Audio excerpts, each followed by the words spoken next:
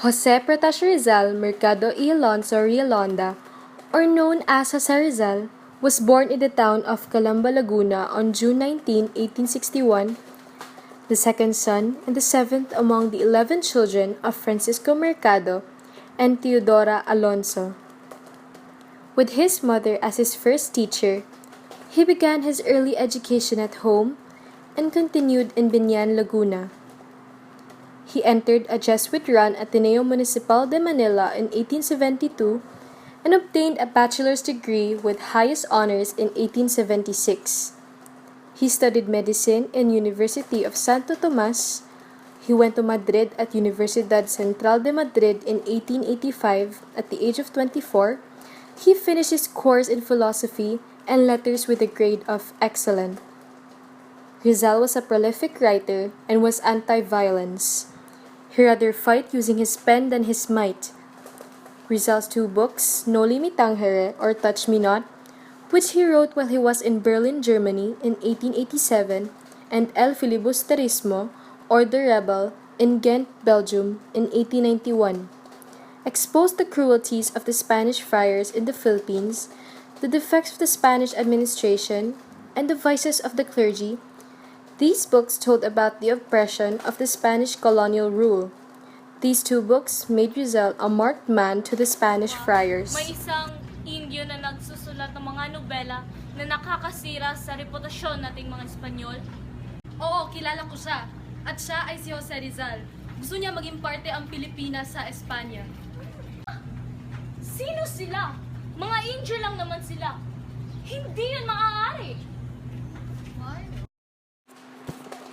In 1892, when Rizal returned to the Philippines, he formed the Liga Filipina or Nonviolent Reform Society of Patriotic Citizen and a forum for Filipinos to express their hopes for reform, to promote progress through commerce, industry, agriculture, and freedom from the oppressive Spanish colonial administration. Alam mo ba na bumalik na si Rizal sa ating bansa? Bakit? Ano ang gusto niya mangyari sa ating bansa? Gusto niya daw magkaroon ng reforma para mas praktikal at iwas gulo. On July 6, 1892, he was imprisoned in Fort Santiago on the charge of instigating unrest against Spain. He was exiled to the Pitan in northwestern Mindanao. He remained in exile for 4 years while he was in political exile in the Pitan. He practiced medicine, established a school for boys.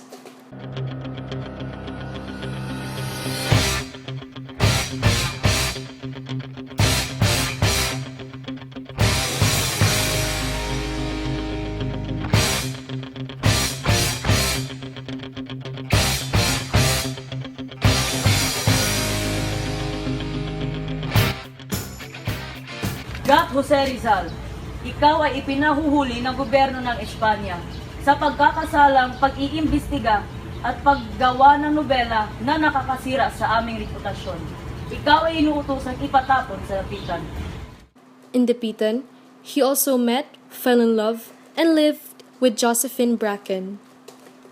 In 1896, the Katipunan, a nationalist secret society, launched a revolt against the Spaniards. Although Jose Rizal had no connection with the organization, his enemies were able to link him with the revolt to avoid being involved in the move to start revolution.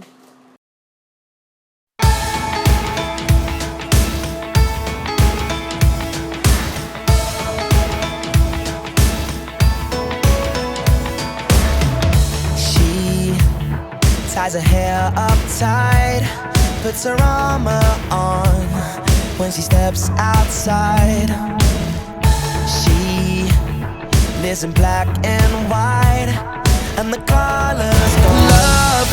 Don't ever change the way you are. You light the sky just like a star. I don't care what you see, you're beautiful to me. He asked Governor Ramon Blanco to send him to Cuba, but instead, he was brought back to Manila and jailed for the second time in Fort Santiago.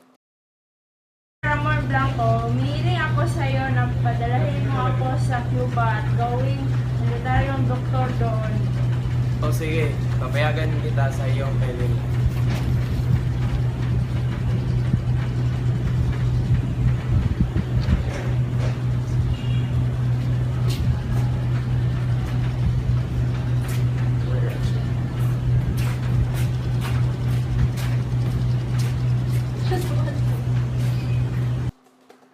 On December 26, 1896, after a trial, Rizal was sentenced to die.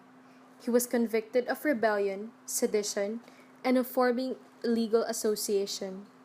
On the eve of his execution, while confined in Fort Santiago, Rizal wrote a poem, Mi Ultimo Adios, or My Last Farewell, and hid it inside the gas burner and gave the gas burner to his sister Trinidad and his wife Josephine. He was executed on December 30, 1896, at the age of 35 by a firing squad at Bagumbayan, now known as Luneta Park in Manila. Jose Rizal was a man of many accomplishments: a linguist, a novelist, a poet, a scientist, a doctor, a painter, an educator, a reformer, and a visionary. He left his people his greatest patriotic poem, Mi Ultimo Adios, to serve as an inspiration for the next generations.